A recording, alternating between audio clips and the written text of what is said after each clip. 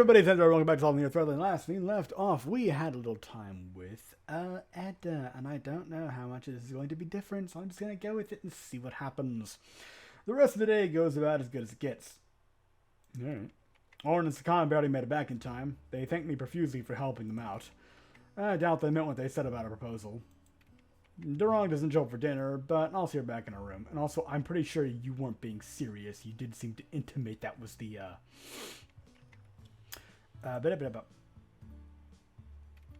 It's dark outside when I come back to the familiar hallway. We get a long shower, Kuri and I. Wait! Kuri eyes me curiously.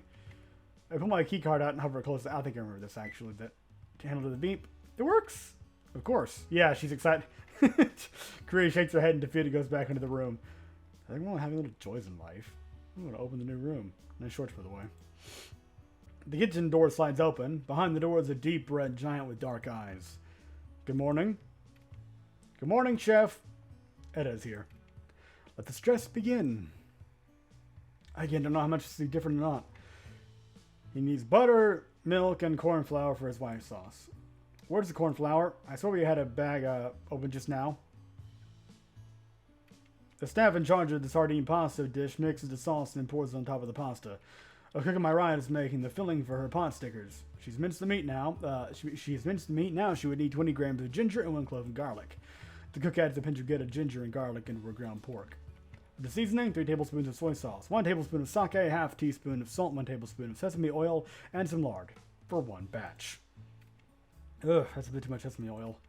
I will hate that. I searched the room for her. No one's surprised that is silently observing the mixing process from the other side of the bench top. I jump when her gaze falls on mine. She doesn't comment on the seasoning. Turned out to be a good amount. Only 2 wrongs this morning. I'm getting better. I'm pretty sure that I recognize this.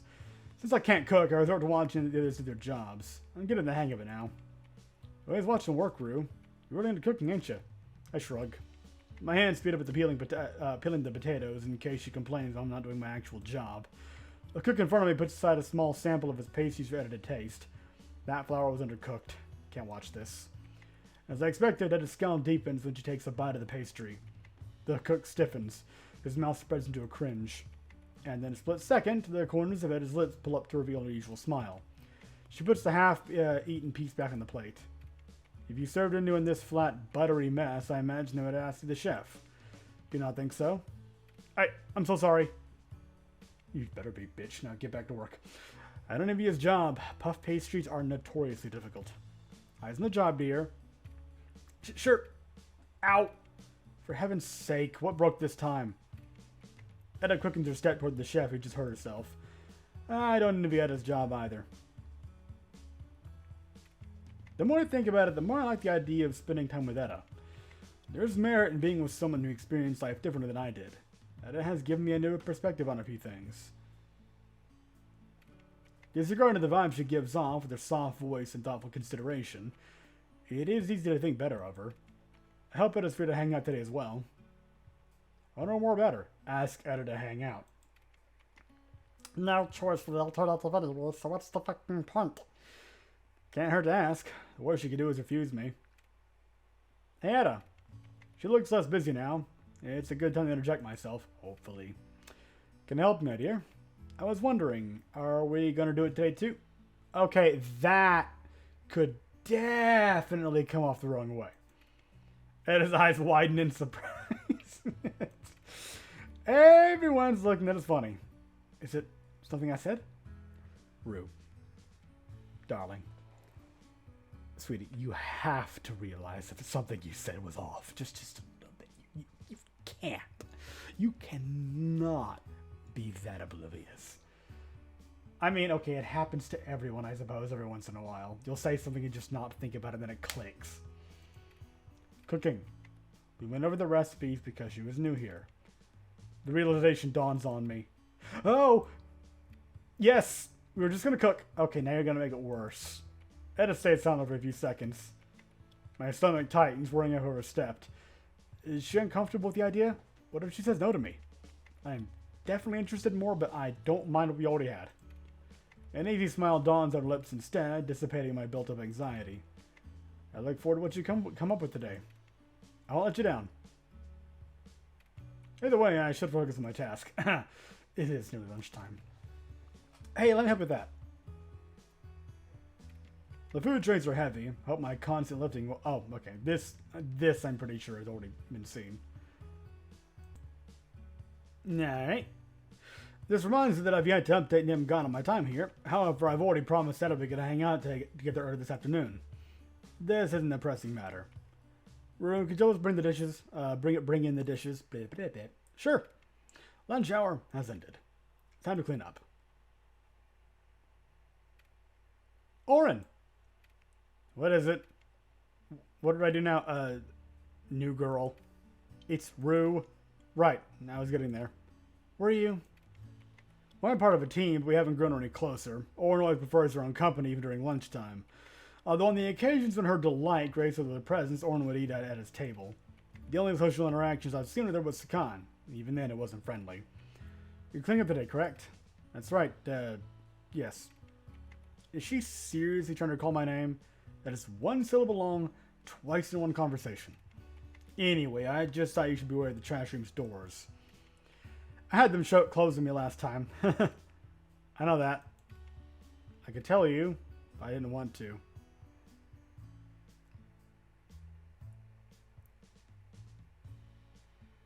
Fucking what? I thought you'd figured it out. You'd figure it out. What? Sakan probably forgot to as well. Hehehe. Bitch! Her laugh brings a chill down my spine. Yeah, that was a little creepy. Look, all I'm saying is I could have... After you got to work. Yeah, you can fuck right off. Orin interrupts me and turns back to her work. What an odd bird. Starting to see why she's more popular. Different side of why now, too. Look, it's a good batch, okay? You said the same thing last time, my dear. Well, we did better this time.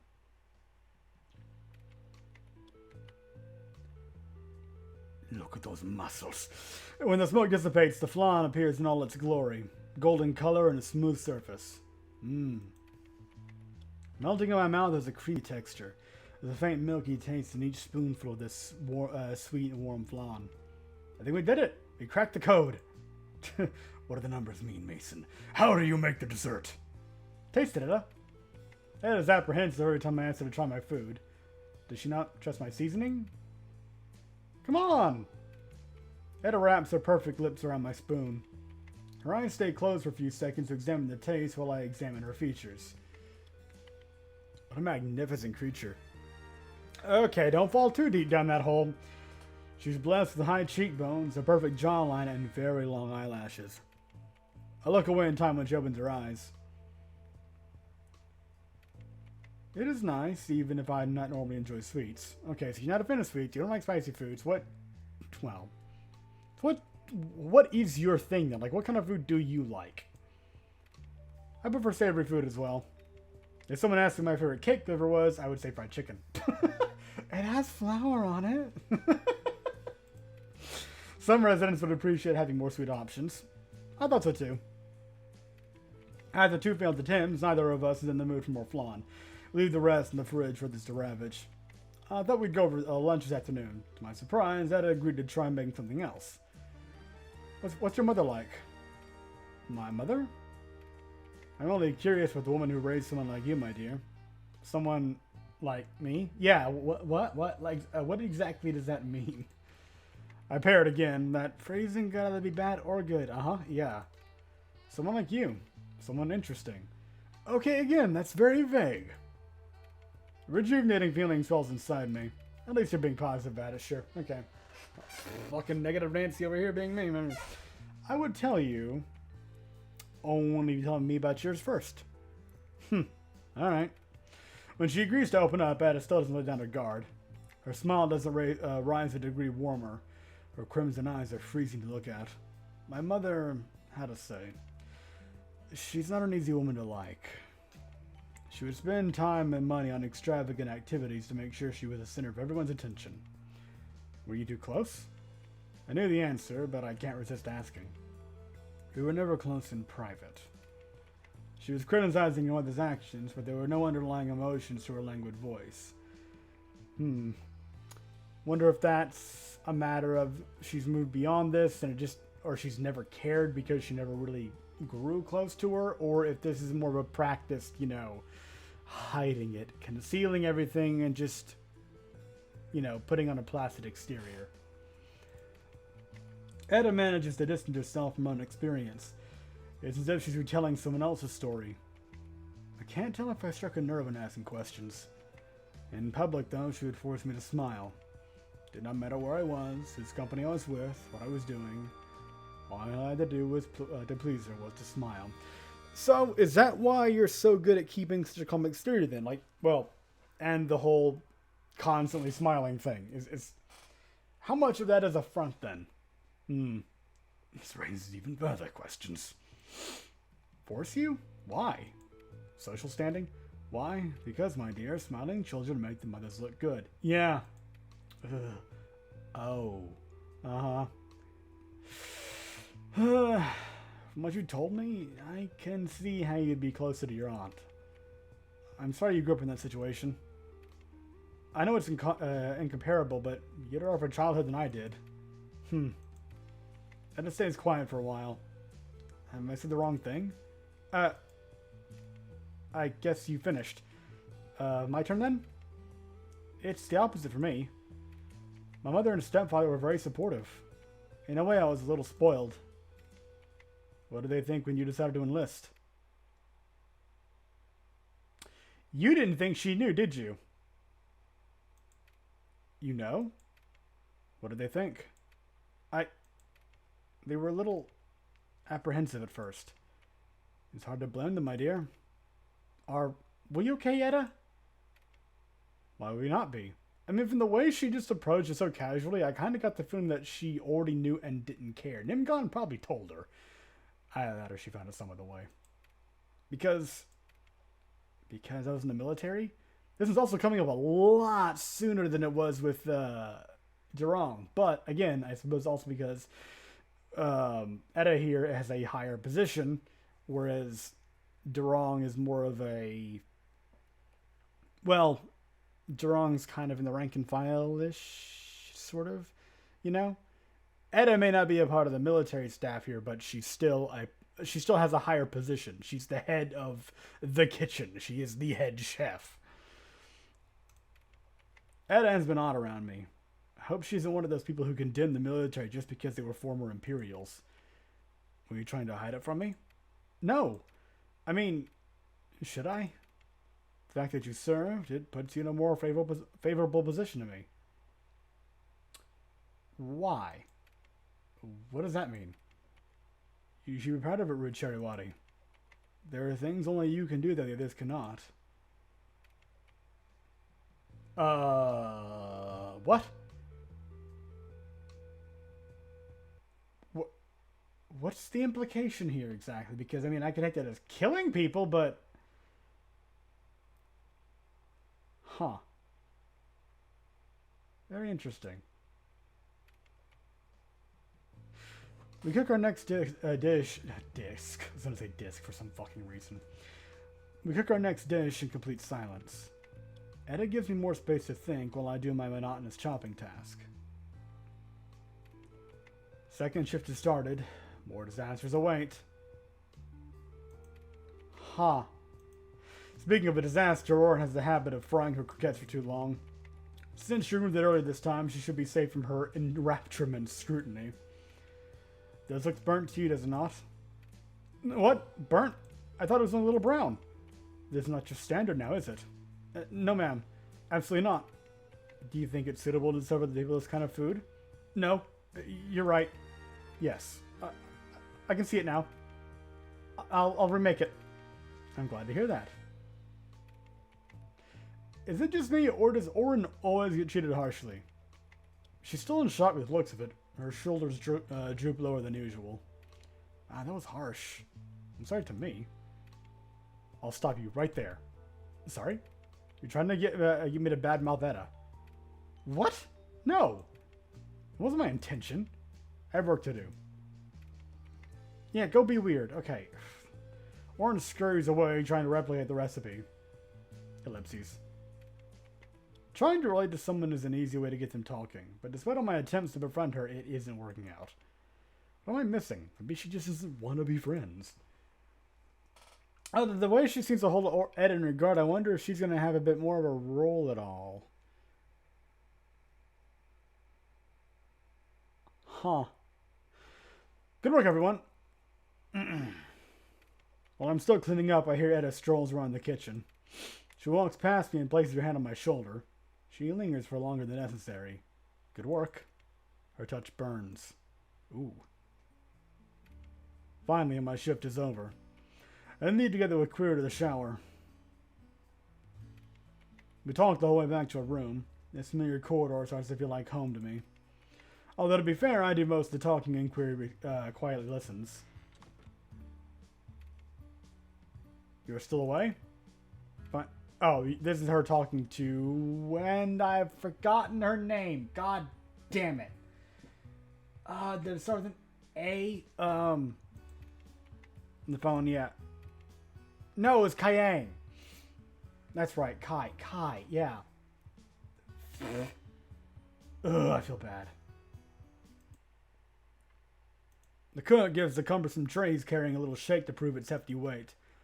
Good morning and move, please. Oof. I dodge with my hands up in the air, given the chance the cook head towards the prepping station. I love that greeting. Good morning and move, please. Just barreling through. Fucking power walking orc with a heavy tray of food. Oof. I dodge with my hands up in the air, given the chance the cook head towards the prepping station. 10 minutes left, our shift officially starts, but the staff is racing around the kitchen at a rapid pace. Good morning, big girl. Oh, hello. Sakan snaps her head once in my direction to acknowledge my presence while her hands are still actually deboning a full burn. Devoning? I think it was to say debonair. What the fuck is wrong with me? When I come to realize that Orin has been haunting the space beside my left shoulder. Her eyes cast a gloomy gaze on the basket of raw ingredients next to me. I never know how to greet her. Hi. Fuck off. Or just nod and move. Sometimes Orin reacted as if someone had called her over and ran to the opposite side of the kitchen when I said hello.